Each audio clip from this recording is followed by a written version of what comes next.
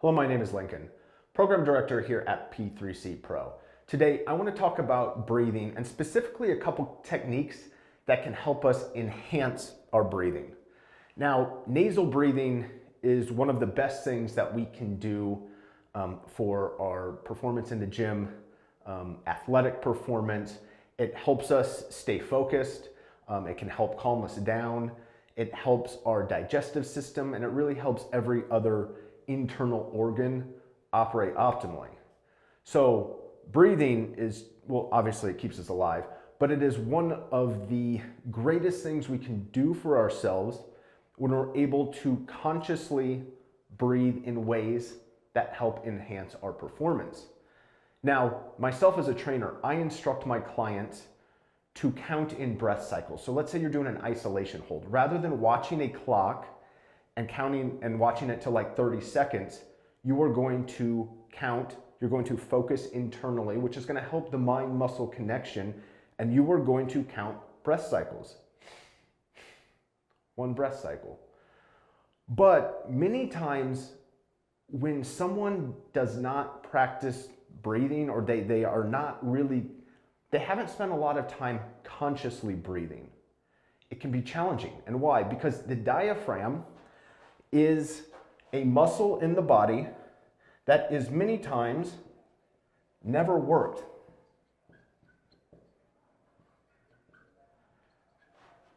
So the diaphragm, when we inhale, the diaphragm will extend down, providing space for air to fill into the lungs. Then when we exhale, the diaphragm will move more in an upwards direction. And as it contracts, so as you exhale, this is when the diaphragm is contracting, you will be pushing the air out of the lungs. And this is why, if you've ever seen a bodybuilder who is doing what is called a vacuum pose, they're exhaling and they are sucking, essentially, it looks like their stomach up into the rib cage, and they are making their abdominal wall extremely flat against their spine. This happens with excellent abdominal and diaphragm control. But the diaphragm is a muscle, so it needs to be worked, and it needs to be worked while focusing on it. So the diaphragm is something that most people are not paying attention to. This is why sitting in a posture and meditating and breathing is very healthy for just really anybody, because for one, it focuses on the breath, but it also works the diaphragm, which has an impact on every other function in our life. So when it comes to breathing and enhancing our breathing, there are two practices I want to talk about. And these are both practices that I learned while I was in India doing my yoga training. Now, when I was over there, what I realized is I knew nothing about yoga, because when here in the Western world, we think about yoga, we think about going to a yoga studio and going through a series of movements as an exercise, and then always, laying at the end and doing the meditation. That is nice. But the movement portion is just one tiny fraction of what yoga is in its entirety. And so what we did every morning leading into our first movement session was we started our day with some cleansing techniques. So the main one that we did in the mornings, it's called Jal Neti. Now, gel is water, and neti is purification. So we did essentially a water purification to cleanse our nasal passageway. And for anyone who has seen a neti pot, this is what we utilized.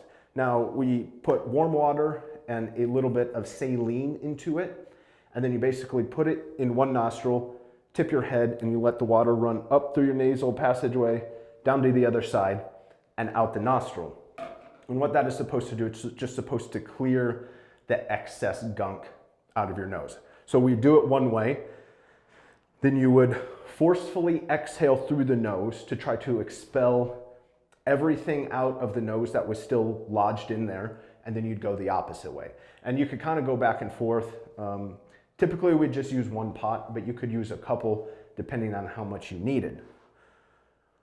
But clearing that nasal passageway was what we did every single morning in preparation for our next practice, which is pranayama. Now, pran is life force, or also known as breath. This is what keeps us alive and functioning every day. Yama is control.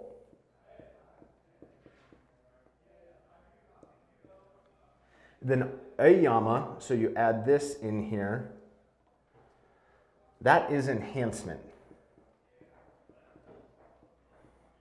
So essentially, pranayama is the control or the enhancement of breath or life force.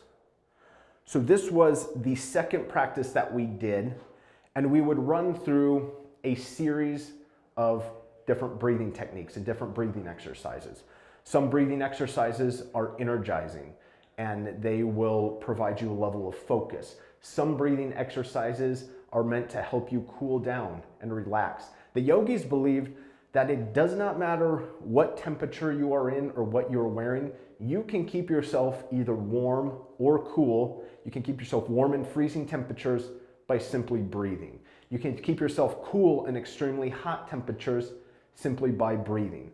There's also breathing through the left nostril is going to connect to lunar energy, or more calming energy. This also connects to the right side of the brain. So this also connects to that creative side. You breathe through the right nostril, connects to the left side of the brain. This is going to provide more energy. This is going to provide more masculine energy. And this also connects into more the disciplines and the routines of the left side of the brain.